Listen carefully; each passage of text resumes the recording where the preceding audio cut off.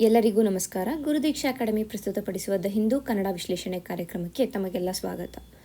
ಈ ಒಂದು ವಿಡಿಯೋದಲ್ಲಿ ನಾವು ಈ ದಿನದ ಪ್ರಮುಖ ದಿನಪತ್ರಿಕೆಗಳಲ್ಲಿ ಬಂದಿರುವಂತಹ ಕೆಲವು ಆರ್ಟಿಕಲ್ಸ್ಗಳನ್ನು ನೋಡ್ತೀವಿ.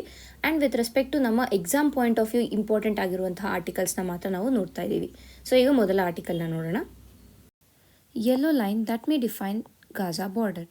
ಸೊ ಇವತ್ತು ನಾವು ಏನು ನೋಡ್ತಾ ಇದ್ದೀವಿ ಅಂದರೆ, ಗಾಜಾದ ಒಂದು ಗಡಿ ಪ್ರದೇಶ ಏನಿದೆ ಅಥವಾ ಗಡಿ ಏನಿದೆ, ಇದು ಯಾವ ರೀತಿಯಾಗಿ ಮರು ಆಕಾರಗೊಳ್ತಾ ಇದೆ ಥ್ರೂ ಯೆಲ್ಲೋ ಲೈನ್ ಅನ್ನುವಂಥ ಒಂದು ಕಾನ್ಸೆಪ್ಟಲ್ಲಿ. ಈ ಯೆಲ್ಲೋ ಲೈನ್ ಏನಿದೆ, ಇದು ಅಮೇರಿಕಾದ ಡೊನಾಲ್ಡ್ ಟ್ರಂಪ್ ಅವರು ನೀಡಿರುವಂಥ 20 ಪಾಯಿಂಟ್ ಪೀಸ್ ಪ್ರೋಗ್ರಾಮ್ ಏನಿದೆ ಅಥವಾ 20 ಪಾಯಿಂಟ್ ಗಾಜಾ ಪೀಸ್ ಅಕಾರ್ಡ್ ಏನಿದೆ ಅಥವಾ ಯೋಜನೆ ಏನಿದೆ, ಇದರ ಅಡಿಯಲ್ಲಿ ನಿರ್ಮಾಣ ಆಗ್ತಾ ಇರುವಂತಹ ಒಂದು ಹೊಸದಾದ ಲೈನ್ ಅಂತಲೇ ಇಲ್ಲಿ ಹೇಳ್ಬೋದಾಗತ್ತೆ. So with respect to exam point of view ನಮಗೆ ಹೇಗೆ ಇಂಪಾರ್ಟೆಂಟ್ ಆಗುತ್ತೆ ಅಂತಂದರೆ, entirely with respect to prelims ನಾವು ನೋಡೋಕ್ಕೆ ಹೋದಾಗ ಯೆಲ್ಲೋ ಲೈನ್ ಬಗ್ಗೆನೇ ಡೈರೆಕ್ಟಾಗಿ ಕ್ವೆಶನ್ಸನ್ನು ಕೇಳ್ಬೋದು. ಅಂದರೆ ಈ ಯೆಲ್ಲೋ ಲೈನ್ ಏನು ನ್ಯೂಸಲ್ಲಿ ಇದೆ, ಇದು ಎಲ್ಲಿ ಕಾರಣ ಸಿಗ್ಬೋದು ಅನ್ನೋವಂಥ ಒಂದು ಕ್ವೆಶನನ್ನು ನಾವು ನೋಡ್ಬೋದಾಗುತ್ತೆ. And with respect to mains ಬಂದಾಗ ನಮಗೆ ಮೇನ್ಸಲ್ಲಿ ಏನು ಇಂಟರ್ನ್ಯಾಷನಲ್ ರಿಲೇಷನ್ಸಲ್ಲಿರ್ಬೋದು, ಇಲ್ಲ ವೆಸ್ಟ್ ಏಷ್ಯಾದ ಜಿಯೋ ಪೊಲಿಟಿಕಲ್ ಸಿಚುವೇಶನ್ ಬಗ್ಗೆ ಕೇಳಿದಾಗ ನಾವು ಈ ಯೆಲ್ಲೋ ಲೈನನ್ನು ಕೋಟ್ ಮಾಡ್ಬೋದಾಗುತ್ತೆ. So both with respect to prelims and mains ಈ ಒಂದು ಟಾಪಿಕ್ ನಮಗೆ ಇಂಪಾರ್ಟೆಂಟ್ ಆಗುತ್ತೆ. ಆ್ಯಂಡ್ ಮೋಸ್ಟ್ ಇಂಪಾರ್ಟೆಂಟ್ ಆಗುವಂಥದ್ದು ಪ್ರಿಲಿಮ್ಸಲ್ಲಿ, ಯಾಕೆಂದರೆ ಪ್ಲೇಸಸ್ ಇನ್ ನ್ಯೂಸಲ್ಲಿ ಏನು ಕ್ವೆಶನ್ಸ್ಗಳು ಹೆಚ್ಚಾಗ್ತಾ ಇರುವಂಥ ಕಾರಣ ನಾವು ಈ ಒಂದು ಆರ್ಟಿಕಲ್ನ ನೋಡ್ತಾ ಇದ್ದೀವಿ. ಸೊ ಮೊದಲಿಗೆ ಇದರ ಒಂದು ಬ್ಯಾಕ್ಗ್ರೌಂಡನ್ನು ತಿಳ್ಕೊಂಡು ತದನಂತರ ಯೆಲ್ಲೋ ಲೈನ್ ಬಗ್ಗೆ ಮತ್ತಷ್ಟು ಇನ್ಫಾರ್ಮೇಷನನ್ನು ನಾವು ನೋಡೋಣ. ಸೊ ಮೊದಲಿಗೆ ನಮಗೆಲ್ಲ ಗೊತ್ತಿರೋ ಹಾಗೇನೆ ಈ ಇಸ್ರೇಲ್ ಮತ್ತು ಹಮಾಸ್ ನಡುವೆ ಯುದ್ಧ ನಡೀತಾನೆ ಇದೆ. ಸೊ ಇದರಲ್ಲಿ ಏನು ಯುದ್ಧ ನಡೀತಾ ಇದೆ, ಈ ಯುದ್ಧದಲ್ಲಿ ಹೆಚ್ಚಿನದಾಗಿ ಅಫೆಕ್ಟ್ ಆಗಿರುವಂಥದ್ದು ಈ ಗಾಜಾ ಸ್ಟ್ರಿಪ್ ಏನಿದೆ, ಗಾಜಾ ರೀಜನ್ ಏನಿದೆ, ಇದು ಅಫೆಕ್ಟ್ ಆಗಿರುವಂಥದ್ದು. ಸೊ ಈ 2 ವರ್ಷದ ದೀರ್ಘಾವಧಿ 2 ವರ್ಷಗಳ ಕಾಲ ನಡೆದಿರುವಂತಹ ಏನು ಯುದ್ಧ ಇದೆ, ಈ ಯುದ್ಧಕ್ಕೆ ಒಂದು ಎಂಡನ್ನು ಕಾಣಿಸ್ಬೇಕು ಅನ್ನೋ ಒಂದು ನಿಟ್ಟಿನಲ್ಲಿ US ಅಧ್ಯಕ್ಷರು ಏನು ಮಾಡಿದ್ದಾರೆ, ಪೀಸ್ ಅಕಾರ್ಡನ್ನು ಇಲ್ಲಿ ಏನು US ಮೀಡಿಯೇಷನ್ ಮುಖಾಂತರ ಇಲ್ಲಿ ಪೀಸ್ ಅಕಾರ್ಡನ್ನು ರಚಿಸಿದ್ದಾರೆ. ಸೊ ಈ ಒಂದು 20 ಅಂಶಗಳ ಯೋಜನೆಯಲ್ಲಿ ಏನಿದ್ದಾವೆ ಅಂತ ನಾವು ನೋಡಿದ್ರೆ, ಈ 20 ಪಾಯಿಂಟ್ಸ್ ಪ್ರೋಗ್ರಾಮಲ್ಲಿ ಏನು ಮುಖ್ಯ ಅಂಶಗಳು ಅಂತ ನಾವು ನೋಡಿದ್ರೆ, ಮೊದಲಿಗೆ ಏನು ಅಂದರೆ ತಕ್ಷಣವಾದ ಸೀಸ್ ಫೈರ್ ಆಗಿ, ಅಂದರೆ ಸದ್ಯಕ್ಕೆ ಏನು ಯುದ್ಧ ನಡೀತಾ ಇದೆ ಅದನ್ನ ಅಲ್ಲಿಗೆ ನಿಲ್ಲಿಸಬೇಕು ಅನ್ನುವಂಥದ್ದು ಮೊದಲಿಗೆ. ತದನಂತರ ಏನು ಅಂತಂದರೆ, ಈ ಏನು ಬಂದಿಗಳನ್ನು ಇಟ್ಕೊಂಡಿದ್ದಾರೆ, ಕೈದಿಗಳೇನಿದ್ದಾರೆ, ಅವರ ಒಂದು ಹೋಸ್ಟೇಜಸ್ ಏನಿದ್ದಾರೆ, ಪ್ರಿಸನರ್ಸ್ ಇದ್ದಾರೆ, ಇವರುಗಳನ್ನು ಏನು ವಿನಿಮಯ ಮಾಡ್ಕೊಳ್ಳುವಂಥದ್ದು, ಅಂದರೆ ಸ್ವ್ಯಾಪ್ ಮಾಡೋದು. ಅಂದರೆ ಇಸ್ರೇಲ್ ಯಾರನ್ನಾದ್ರೂ ಇಟ್ಕೊಂಡಿದ್ರೆ, ಯಾರಾದರೂ ಬಂದಿಗಳನ್ನು ಅಥವಾ ಪ್ರಿಸನರ್ಸ್ ಎಲ್ಲ ಹೋಸ್ಟೇಜಸ್ನ ಇಟ್ಕೊಂಡಿದ್ರೆ ಅವ್ರು ವಾಪಸ್ ಹಮಾಸಿಗೆ ನೀಡುವಂಥದ್ದು, ಹಮಾಸ್ ಅವರು ವಾಪಸ್ ಇಸ್ರೇಲ್ಗೆ ನೀಡುವಂಥದ್ದು. ಸೊ ವಿನಿಮಯ ಮಾಡುವಂಥದ್ದು. ತದನಂತರ ಏನು ಅಂತಂದರೆ, ಹಂತ ಹಂತವಾಗಿ ಈ ಒಂದು ಇಸ್ರೇಲ್ನ ಸೇನೆ ಏನು ಗಾಜಾ ಒಳಗಡೆ ಹೋಗಿದೆ ಅದು ಹಂತ ಹಂತವಾಗಿ ವಾಪಸ್ ತಗೊಳ್ಳೋದು, ಅದನ್ನು ಹಿಂಪಡೆಯುವಂಥದ್ದನ್ನು ಮಾಡಬೇಕು. ಮತ್ತು ಕೊನೆಯದಾಗಿ ಹಮಾಸ್ನ ನಿಶಸ್ತ್ರೀಕರಣ ಅನ್ನುವಂಥದ್ದು, ಏನು ಡಿಸಾಮ್ ಮಾಡಬೇಕು ಹಮಾಸ್ ಅನ್ನೋದು ಏನಿದೆ ಆ ಒಂದು ಪಾಯಿಂಟ್. ಸೊ ಒಂದು ಸೀಸ್ ಫೈರು, ಒಂದು ಸ್ವ್ಯಾಪಿಂಗ್ ಆಫ್ ಪ್ರಿಸ್ನರ್ಸ್ ಏನಿದ್ದಾರೆ ಆ ಒಂದು ಕಂಡೀಷನ್ ಇದೆ. ತದನಂತರ ಇಸ್ರೇಲು ತನ್ನ ಒಂದು ಏನು ಸೇನೆ ಇದೆ ಸೇನೆಯನ್ನು ಹಿಂಪಡೆಯುವಂಥದ್ದು, ತದನಂತರ ಹಮಾಸ್ನ ಡಿಸಾರ್ಮಮೆಂಟ್. ಸೊ ಈ 4 ಮುಖ್ಯ ಅಂಶಗಳು ಈ 20 ಪಾಯಿಂಟ್ ಪೀಸ್ ಪ್ಲ್ಯಾನಲ್ಲಿ ಇದೆ ಅನ್ನೋದನ್ನು ನಾವು ತಿಳ್ಕೊಬೇಕು.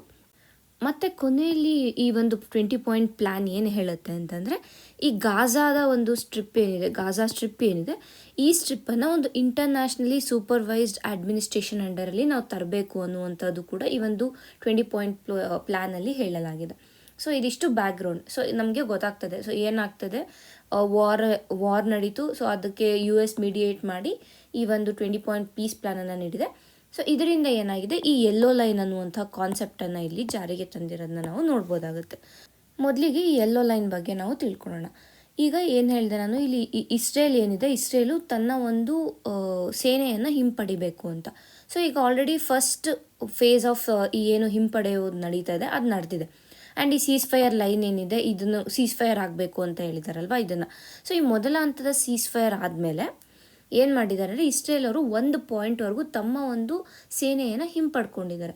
ಸೊ ಎಲ್ಲಿವರೆಗೂ ಅವರು ಹಿಂಪಡ್ಕೊಂಡಿದ್ದಾರೆ ಆ ಒಂದು ಜಾಗವನ್ನು ಯೆಲ್ಲೋ ಲೈನ್ ಅಂತ ಕರಿತಾ ಇದ್ದಾರೆ, ಹಳದಿ ರೇಖೆ ಅಂತ ಇದನ್ನು ಕರಿತಾ ಇದ್ದಾರೆ. ಈ ಹಳದಿ ರೇಖೆ ಏನಿದೆ, ಮತ್ತೊಂದು ಪಾಯಿಂಟ್ ಏನು ನಿಂತಿರೋ, ಇದು ಕೇವಲ ಮ್ಯಾಪ್ಗಳಲ್ಲಿ ಮಾತ್ರ ಇದನ್ನು ನಾವು ನೋಡೋಕ್ಕಾಗತ್ತೆ. ಅಂದರೆ ಮ್ಯಾಪಲ್ಲಿ ಈ ಒಂದು ರೀಜನನ್ನು ಮಾರ್ಕ್ ಮಾಡೋದಕ್ಕೆ ಇದನ್ನ ಮಾರ್ಕ್ ಮಾಡಿರೋದನ್ನ ಹಳದಿ ಕಲರಲ್ಲಿ ಮಾಡಿರುವಂಥ ಕಾರಣ ಇದನ್ನು ಯೆಲ್ಲೋ ಲೈನ್ ಅಂತ ನಾವು ಕರೆದಿರೋದು.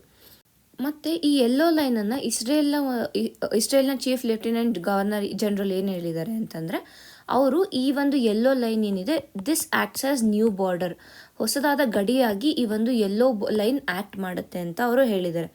ಸೊ ಇದರಿಂದ ಏನಾಗುತ್ತೆ ಅಂತಂದರೆ, ಈ ಯೆಲ್ಲೋ ಲೈನ್ ಏನಿದೆ ಇದು ಇಬ್ಬರಿಗೂ, ಅಂದರೆ ಈಗ ಇಸ್ರೇಲಿ ಕಮ್ಯುನಿಟೀಸ್ಗೆ ಒಂದು ಪ್ರೊಟೆಕ್ಟಿವ್ ಬೆಲ್ಟ್ ಆಗಿ ಕೂಡ ಆ್ಯಕ್ಟ್ ಮಾಡುತ್ತೆ. ತದನಂತರ ಏನಾಗುತ್ತೆ, ಫ್ಯೂಚರ್ ಮಿಲಿಟರಿ ಆಪರೇಷನ್ಸ್ಗೂ ಕೂಡ ಹೆಲ್ಪ್ ಮಾಡುತ್ತೆ ಇದು ಅನ್ನುವಂಥದ್ದು.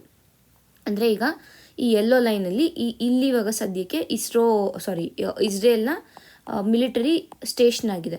ಸೊ ಇದರಿಂದ ಏನಾಗುತ್ತೆ ಅಂದರೆ, ಈ ಕಡೆಯಿಂದ ಏನಾದರೂ ಪ್ರಾಬ್ಲಮ್ ಬರ್ತಾ ಇದೆ ಅಂದರೆ ಅದನ್ನು ಕೂಡ ಇವರು ರೆಸಿಸ್ಟ್ ಮಾಡ್ಬೋದು. ಒಂದು ಅಂದರೆ ಈ ಇಸ್ರೇಲಲ್ಲಿ ಇರುವಂಥ ಜನರ ಒಂದು ಪ್ರೊಟೆಕ್ಷನನ್ನು ಎನ್ಶೋರ್ ಮಾಡ್ಬೋದು. ತದನಂತರ ವಾಪಸ್ ನಾವು ಅಟ್ಯಾಕ್ ಮಾಡಬೇಕು ಅಂದರೆ ದಿಸ್ ವಿಲ್ ಬಿ ಈಸಿಯರ್ ಅನ್ನುವಂಥ ಒಂದು ಕಾರಣಕ್ಕಾಗಿ ಈ ಯೆಲ್ಲೋ ಲೈನ್ ಈ ರೀತಿಯ ಎರಡೂ ಕಾರ್ಯಗಳನ್ನು ಅದು ಮಾಡುತ್ತೆ. ಒಂದು ಕಡೆ ಪ್ರೊಟೆಕ್ಷನ್, ಇಸ್ರೇಲಿ ಪ್ರೊಟೆಕ್ಷನ್ ಇರ್ಬೋದು, ತದನಂತರ ಫ್ಯೂಚರ್ ಮಿಲಿಟರಿ ಆಪರೇಷನ್ಸ್ಗೂ ಕೂಡ ಇದು ಹೆಲ್ಪ್ ಮಾಡುತ್ತೆ ಅಂತ. ಸೊ ಈಗ ಆಲ್ಮೋಸ್ಟ್ ಇವಾಗ ಯೆಲ್ಲೋ ಲೈನ್ ಇದ್ದರೂ ಕೂಡ ಇಸ್ರೇಲ್ ಆಲ್ಮೋಸ್ಟ್ 53% ಆಫ್ ಗಾಜಾನ ಕಂಟ್ರೋಲ್ ಮಾಡ್ತಾ ಇದೆ. ಇವನ್ ಆಫ್ಟರ್ ಯೆಲ್ಲೋ ಲೈನ್ ಇರ್ಬೋದು, ಸೀಸ್ ಫೈರ್ ಏನೇ ಮಾಡಿದ್ರು ಕೂಡ ಗಾಜಾದ 53% ಜಾಗವನ್ನು ಅದು ಎಸ್ಪೆಷಲಿ ಅಗ್ರಿಕಲ್ಚರಲ್ ಲ್ಯಾಂಡ್ ಇರ್ಬೋದು, ಮತ್ತು ಈ ರಫಾ ಕ್ರಾಸಿಂಗ್ ಏನು ಬರುತ್ತೆ ಗಾಜಾ ಅಲ್ಲಿ, ಈ ರಫಾ ಕ್ರಾಸಿಂಗ್ ಇದೆಲ್ಲನೂ ಕೂಡ ಈಗಲೂ ಯಾರ ಕಂಟ್ರೋಲಲ್ಲಿದೆ, ಇಸ್ರೇಲ್ನ ಕಂಟ್ರೋಲಲ್ಲಿ ಇದೆ. ಸೊ ಇದರಿಂದ ಏನಾಗುತ್ತೆ ಅಂದರೆ, ಅಗ್ರಿಕಲ್ಚರ್ ಲ್ಯಾಂಡ್ ಇಸ್ರೇಲ್ ಕಂಟ್ರೋಲ್ ಅಂಡರಲ್ಲಿದೆ, ಆ್ಯಂಡ್ ಪ್ಯಾಲೆಸ್ಟೇನಿಯನ್ಸ್ ಅವರ ಮನೆ ಏನಿದೆ ಅದು ಫ್ರೀ ಗಾಜಾಲಿದೆ. ಸೊ ಇವರ ಒಂದು ಮೂವ್ಮೆಂಟ್ ಇಲ್ಲಿ ರೆಸ್ಟ್ರಿಕ್ಟ್ ಆಗ್ತಾ ಇದೆ. ಸೊ ಇದರಿಂದ ಏನಾಗುತ್ತೆ ಅಂದರೆ, ಒಂದು ರೀತಿಯ ಬಫರ್ ಝೋನ್ ಅಥವಾ ಕಿಲ್ ಝೋನ್ ಇಲ್ಲಿ ಎಸ್ಟಾಬ್ಲಿಷ್ ಆಗ್ತಾ ಇದೆ. ಈ ಯೆಲ್ಲೋ ಲೈನ್ ಏನಿದೆ it is acting as buffer zone, at the same time kill zone ಆಗಿ ಕೂಡ. ಯಾಕೆಂದರೆ ಅವರು ಪ್ಯಾಲೆಸ್ಟೀನಿಯನ್ಸ್ ಅವರು ಅಗ್ರಿಕಲ್ಚರ್ ಮಾಡಬೇಕು, ಅವರು ತಮ್ಮ ಕೃಷಿ ಭೂಮಿಯನ್ನು ಆಕ್ಸೆಸ್ ಮಾಡಬೇಕು ಅಂದರೆ ಈ ಯೆಲ್ಲೋ ಲೈನ್ಗೆ ಬರಬೇಕು. And yellow line is under control of Israel. So ಅವರೇನಾದರೂ ತಮ್ಮ ಒಂದು ಅಗ್ರಿಕಲ್ಚರ್ ಲ್ಯಾಂಡ್ಗೆ ಹೋಗಬೇಕು ಅಂತಂದರೆ ಈ ಯೆಲ್ಲೋ ಲೈನ್ನ ದಾಟಬೇಕು. ಯಾವಾಗ ಯೆಲ್ಲೋ ಲೈನ್ನ ದಾಟಬೇಕು ಅಂದಾಗ ಅಲ್ಲಿ ಇಸ್ರೇಲ್ ಮಿಲಿಟರಿ ಅವ್ರನ್ನ ಅಟ್ಯಾಕ್ ಮಾಡುವಂತಹ ಎಲ್ಲ ಚಾನ್ಸಸ್ಗಳು ಹೆಚ್ಚಿರುವಂಥ ಕಾರಣ. ಇನ್ನು ನಾವು ಪೊಲಿಟಿಕಲಿ ನಾವು ನೋಡೋದಾದರೆ, ಇಸ್ರೇಲ್ ಏನು ಮಾಡ್ತಾ ಇದೆ ಅಂತಂದರೆ, ಈ ಯೆಲ್ಲೋ ಲೈನೇ ಪರ್ಮನೆಂಟ್ ಬಾರ್ಡರ್ ಅಂತ ಹೇಳ್ತಾ ಇದೆ. ಸೊ ಇಸ್ರೇಲ್ ಪರ್ಮನೆಂಟ್ ಬಾರ್ಡರ್ ಇದಾಯಿತು ಅಂತಂದರೆ ಅಗೇನ್ ಪ್ಯಾಲೆಸ್ಟೇನಿಯನ್ಸ್ಗೆ ಇಲ್ಲಿ ಪ್ರಾಬ್ಲಮ್ ಆಗುತ್ತೆ. ಮತ್ತು ಈಗ ಆಗ್ತಾ ಇರುವಂತಹ ಗಾಜಾ ಮತ್ತು ಇಸ್ರೇಲ್ ನಡುವಿನ ಒಂದು ಏನು ಯುದ್ಧ ನಡೀತದೆ, ಮತ್ತೆ ಅದು ಎಸ್ಕಲೇಟ್ ಆಗುವಂಥ ಚಾನ್ಸಸ್ ಇದೆ ಅನ್ನೋದನ್ನ ನಾವು ಇಲ್ಲಿ ತಿಳ್ಕೊಬೇಕು. ಇಷ್ಟು ನಾವು ಎಕ್ಸಾಮ್ ಪಾಯಿಂಟ್ ಆಫ್ ವ್ಯೂಲಿ ಯೆಲ್ಲೋ ಲೈನ್ ಬಗ್ಗೆ ತಿಳ್ಕೊಬೇಕಾಗಿರುವಂಥ ವಿಷಯ. ಈಗ ಮುಂದಿನ ಆರ್ಟಿಕಲ್ ನೋಡೋಣ. Blue corner notice against Goa club owners. ನಮಗೆಲ್ಲ ತಿಳಿದಿರೋ ಹಾಗೆಯೇ ಇತ್ತೀಚೆಗಷ್ಟೇ ನಡೆದಂತಹ ಗೋವಾದಲ್ಲಿ ನಡೆದಂತಹ ಫೈರ್ ಆಕ್ಸಿಡೆಂಟ್ ಏನಿದೆ, ಅದರಿಂದ ಆ ಒಂದು ಏನು ಕ್ಲಬ್ ಇತ್ತು, ಗೋವಾದ ಕ್ಲಬ್, ಅದರ ಓನರ್ಸ್ ಏನು ಮಾಡಿದ್ದಾರೆ ಅಂತಂದರೆ, ಇಲ್ಲಿ ಭಾರತದಲ್ಲಿ ಕಾನೂನನ್ನು ಎದುರಿಸೋದಕ್ಕೆ ಬದಲಾಗಿ ಅವರು ಥೈಲ್ಯಾಂಡ್ಗೆ ಹೋಗಿದ್ದಾರೆ. ಸೊ ಇದರಿಂದ ಏನಾಗ್ತದೆ, CBI ಅವರು ಏನು ಮಾಡಿದ್ದಾರೆ ಅಂತಂದರೆ, ಇಂಟರ್ನ್ಯಾಷನಲ್ ಪೊಲೀಸ್ ಏನಿದ್ದಾರೆ ಅವರಿಗೆ ಬ್ಲೂ ಕಾರ್ನರ್ ನೋಟಿಸನ್ನು ಇಶ್ಯೂ ಮಾಡಿದ್ದಾರೆ. ಅಂದರೆ ಥ್ರೂ ಇಂಟರ್ಪೋಲ್ ಬ್ಲೂ ಕಾರ್ನರ್ ನೋಟಿಸನ್ನು ಇಶ್ಯೂ ಮಾಡಿದ್ದಾರೆ.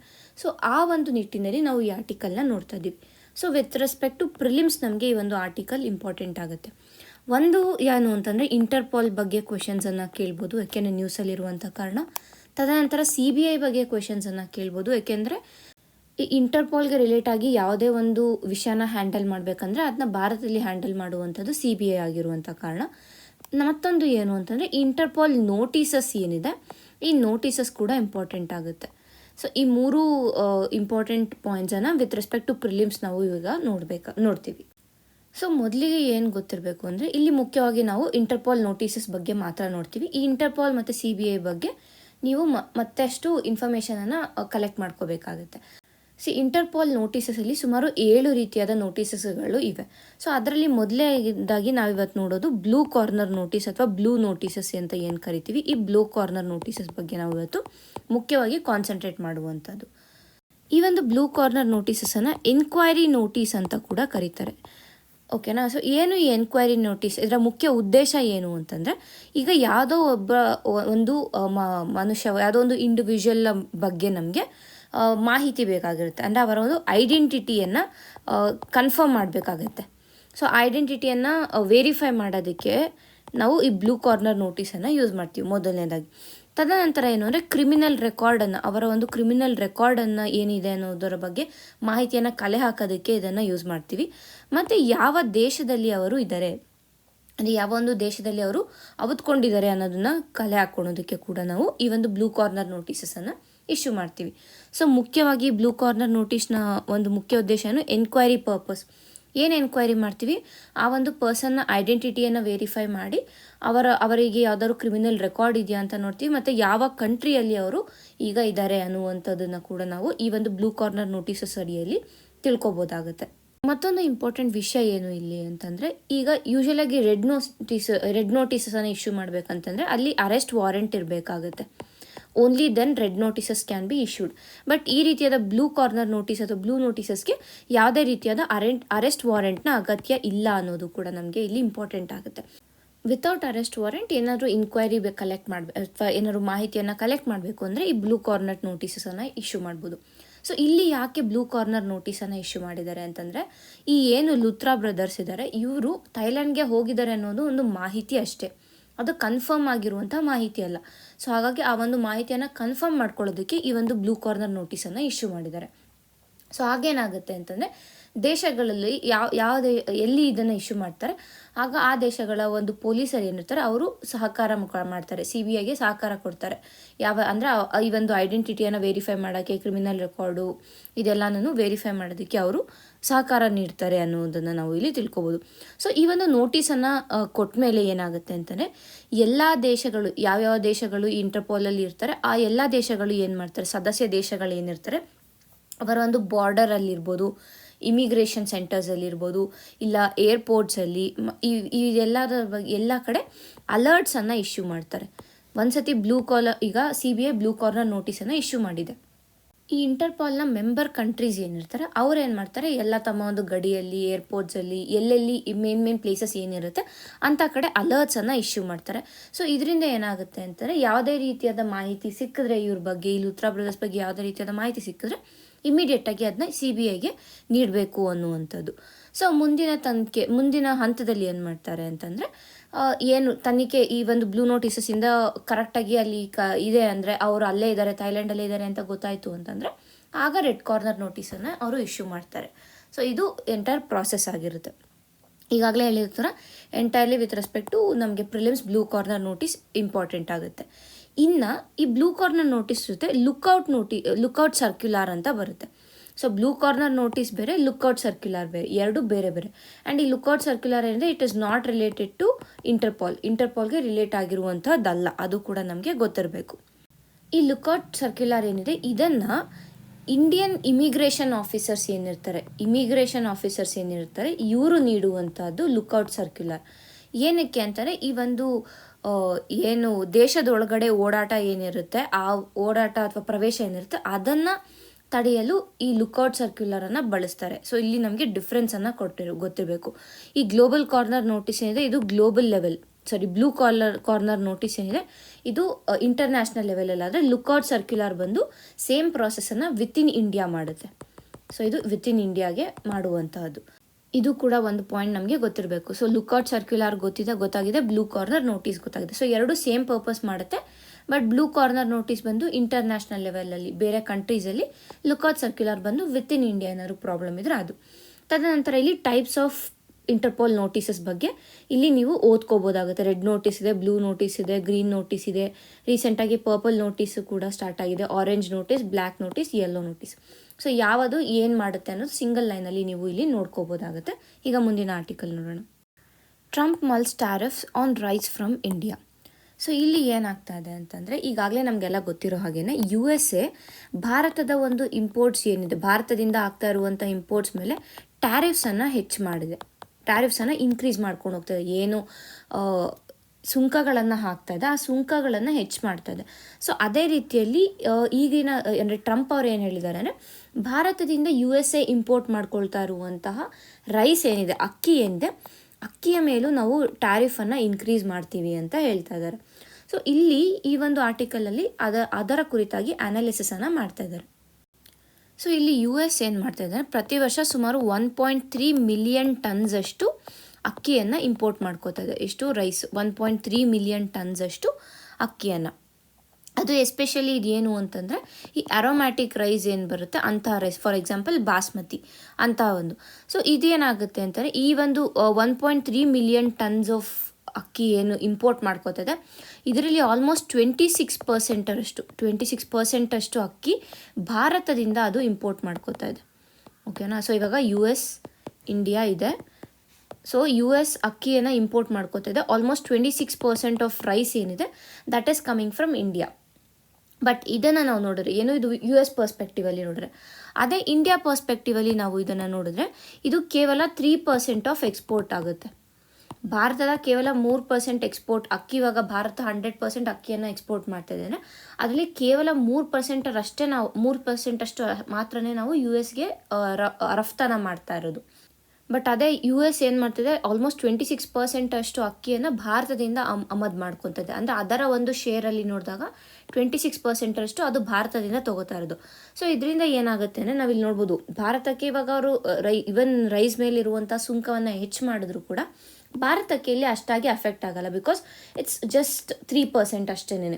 ಬಟ್ ಅದೇ ಏನಾಗುತ್ತೆ, US ಮೇಲೆ ಅದು ಪರಿಣಾಮ ಬೀಳುವಂಥ ಚಾನ್ಸಸ್ ಹೆಚ್ಚಿದೆ. ಯಾಕೆಂದರೆ 26% ಅಷ್ಟು ಏನು ಅಕ್ಕಿಯನ್ನು ಇಂಪೋರ್ಟ್ ಮಾಡ್ಕೋತಾ ಇರೋದು 26% ಆಗಿರುವಂಥ ಕಾರಣ ರೈಸ್ ಮೇಲೆ, ಅಕ್ಕಿಯ ಮೇಲೆ ಏನಾದ್ರು ಸುಂಕವನ್ನು ಹೆಚ್ಚು ಮಾಡಿದ್ರೆ ಅದು US ಅಫೆಕ್ಟ್ ಆಗುತ್ತೆ. US ಅಲ್ಲಿ ಮತ್ತಷ್ಟು ಅಕ್ಕಿ ಕಾಸ್ಟ್ಲಿ ಆಗುತ್ತೆ ಅನ್ನೋದನ್ನು ನಾವು ಇಲ್ಲಿ ಅರ್ಥ ಮಾಡ್ಕೋಬೇಕಾಗುತ್ತೆ. ಸೊ ಇದು ಬೇಸಿಕ್ ನಾಲೆಜ್ ಏನಾಗ್ತಾ ಇದೆ ಅಂತ ನಾವು ತಿಳ್ಕೊಂಡ್ವಿ. ಅಂದರೆ ಇಲ್ಲಿ ಏನು, ಈಗ ಇವನ್ ರೈಸ್ ಮೇಲಿನ ಸುಂಕವನ್ನು ಹೆಚ್ಚು ಮಾಡಿದ್ರು ಕೂಡ ಅದು ಇಂಡಿಯಾಗೆ ಅಷ್ಟಾಗಿ ಪರಿಣಾಮ ಬೀಳಲ್ಲ, ಬದಲಿಗೆ US ಮೇಲೆ ಪರಿಣಾಮ ಬೀಳುತ್ತೆ ಅನ್ನುವಂಥದ್ದು. ಮತ್ತೊಂದು ಏನು ಅಂತಂದರೆ, ಇಲ್ಲಿ ಟ್ರಂಪ್ ಅವರು ಒಂದು ವರ್ಡನ್ನು ಯೂಸ್ ಮಾಡಿದ್ದಾರೆ, ಡಂಪಿಂಗ್ ಅನ್ನುವಂಥ ವರ್ಡನ್ನು.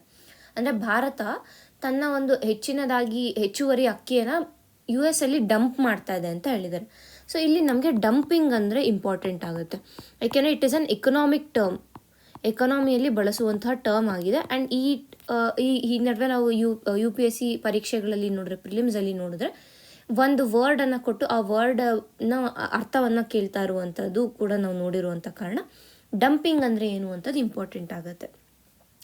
ಈ ಡಂಪಿಂಗ್ ಅನ್ನೋದನ್ನ ವರ್ಲ್ಡ್ ಟ್ರೇಡ್ ಆರ್ಗನೈಸೇಷನ್ ಡಿಫೈನ್ ಮಾಡಿದೆ. ಏನು ಅಂತಂದರೆ, ಒಂದು ದೇಶ ತನ್ನ ಒಂದು ಉತ್ಪನ್ನ ಏನಿರುತ್ತೆ, ತನ್ನ ಒಂದು ಪ್ರೊಡ್ಯೂಸ್ ಏನಿರುತ್ತೆ, ಅದನ್ನ ವಿದೇಶಿ ಮಾರುಕಟ್ಟೆಯಲ್ಲಿ ತನ್ನ ಡೊಮೆಸ್ಟಿಕ್ ಮಾರ್ಕೆಟಲ್ಲಿ ಇರುವಂಥ ಬೆಲೆಗಿಂತಲೂ ಅಥವಾ ಕಾಸ್ಟ್ ಆಫ್ ಪ್ರೊಡಕ್ಷನ್ ಏನಿರುತ್ತೆ ಅದಕ್ಕಿಂತ ಕಡಿಮೆ ದರದಲ್ಲಿ ಮಾರ್ತಾ ಇದೆ ಅನ್ನುವಂಥದ್ದು. ಏನಂದರೆ, ಈಗ US ಇದೆ, ಇಂಡಿಯಾ ಇದೆ. ಈಗ ಅಕ್ಕಿಯನ್ನೇ ನಾವು ತಗೊಳ್ಳೋಣ. ಅಕ್ಕಿ ಭಾರತದಲ್ಲಿ for example 50 rupees per kg ನಾವು ಮಾರ್ತಾ ಇದ್ದೀವಿ ಅಂತ. ಈಗ ಡಂಪಿಂಗ್ ಅಂದರೆ ಏನಾಗುತ್ತೆ ಅಂತಂದರೆ, ಭಾರತ US ಅಲ್ಲಿ ಮಾರುವಾಗ ಸೇಮ್ 50 ರೂಪಾಯಿ ಅಕ್ಕಿಯನ್ನು ಭಾರತದ ಮಾರ್ಕೆಟಲ್ಲಿ ನಾವು ಅದನ್ನ 50 ರೂಪಾಯಿಗೆ ಮಾರ್ತಾ ಇದ್ದೀವಿ. ಬಟ್ US ಅಲ್ಲಿ ಹೋದಾಗ ನಾವು ಅದನ್ನ 40 ರೂಪಾಯಿಗೆ ಮಾರ್ತಾ ಇದ್ದೀವಿ ಅಂತ. ಸೊ ಅವಾಗ ಏನಾಗುತ್ತೆ, US ಅಲ್ಲಿ ಬರೀ 40 ರೂಪಾಯಿಗೆ ಅಂತಂದಾಗ ಇಲ್ಲಿ ಏನಾಗುತ್ತೆ, ಹೆಚ್ಚುವರೆಗೆ ನಾವು ಎಕ್ಸ್ಪೋರ್ಟ್ ಮಾಡೋಕ್ಕೆ ಸ್ಟಾರ್ಟ್ ಮಾಡ್ತೀವಿ. And this entire process is known as dumping. So ತನ್ನ ಒಂದು ಪ್ರೊಡ್ಯೂಸ್ ಏನಿರುತ್ತೆ ಅದನ್ನು ಡೊಮೆಸ್ಟಿಕ್ ಬೆಲೆಗಿಂತ ಕಡಿಮೆ ಬೆಲೆಯಲ್ಲಿ ಫಾರಿನ್ ಮಾರ್ಕೆಟಲ್ಲಿ ನಾವು ಮಾರಿದ್ರೆ ಅಥವಾ ಬೇರೆ ದೇಶಗಳಿಗೆ ಅದನ್ನ ಎಕ್ಸ್ಪೋರ್ಟ್ ಮಾಡಿದ್ರೆ ಅದನ್ನು ಡಂಪಿಂಗ್ ಅಂತ ಕರಿತೀವಿ.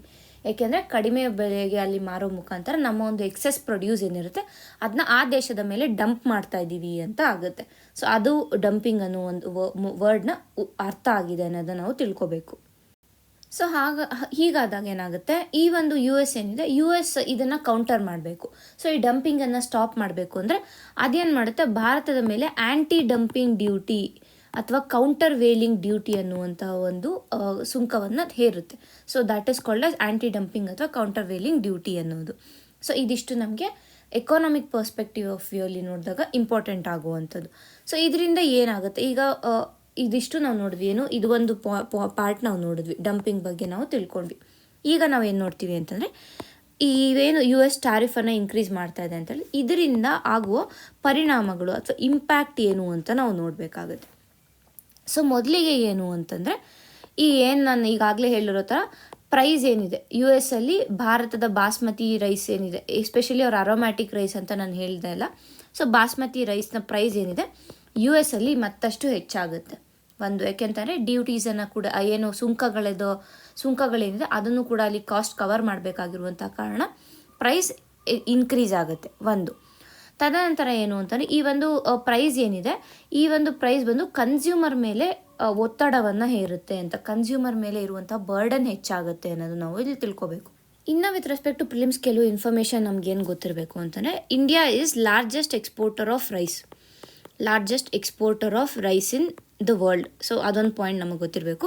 ಎರಡನೇದಾಗಿ ಈಗ ಡಂಪಿಂಗ್ ಬಗ್ಗೆ ನಾನು ಏನು ಹೇಳಿದೆ, ಆ ಡಂಪಿಂಗ್ ಬಗ್ಗೆ ಗೊತ್ತಿರಬೇಕು. ಸೊ ಡಂಪಿಂಗ್ ಏನಿರುತ್ತೆ ಅಂತಂದರೆ export price will be less than the normal domestic price ಏನಿರುತ್ತೆ, ಡೊಮೆಸ್ಟಿಕ್ ಪ್ರೈಸ್ಗಿಂತ ಕಡಿಮೆ ಇರುತ್ತೆ. ಅದೊಂದು ನಮಗೆ ಗೊತ್ತಿರಬೇಕು. ಮತ್ತು ಈ ಆ್ಯಂಟಿ ಡಂಪಿಂಗ್ ಡ್ಯೂಟಿ ಅಥವಾ ಕೌಂಟರ್ ವೇಲಿಂಗ್ ಡ್ಯೂಟಿ ಅಂತ ಏನು ನೋಡಿದ್ವಿ ಅದ್ರ ಬಗ್ಗೆ ಗೊತ್ತಿರಬೇಕು. ತದನಂತರ WTO ಒಂದು ಟ್ಯಾರಿಫ್ ಮತ್ತು ನಾನ್ ಟ್ಯಾರಿಫ್ ಬ್ಯಾರಿಯರ್ಸ್ ಏನಿದೆ ಅದು ಕೂಡ ನಾವು ನೋಡ್ಕೋಬೇಕಾಗುತ್ತೆ. ಸೊ ಈ ಒಂದು ಚಿಕ್ಕ ಆರ್ಟಿಕಲ್ ಇರ್ಬೋದು, ಬಟ್ ಇದರಿಂದ ನಮಗೆ ಇಷ್ಟೆಲ್ಲ ಇನ್ಫಾರ್ಮೇಷನ್, ಎಸ್ಪೆಷಲಿ ಪ್ರಿಲಿಮ್ಸ್ಗೆ ನಮಗೆ ಇದು ಇಂಪಾರ್ಟೆಂಟ್ ಆಗಿರುವಂಥ ಕಾರಣ ನಾವು ಈ ಆರ್ಟಿಕಲ್ನ ನೋಡಿದ್ದೀವಿ. ಮುಂದಿನ ಆರ್ಟಿಕಲ್ ನೋಡೋಣ. Aditya L1 joins global effort revealing why this 2024 solar storm behaved unusually.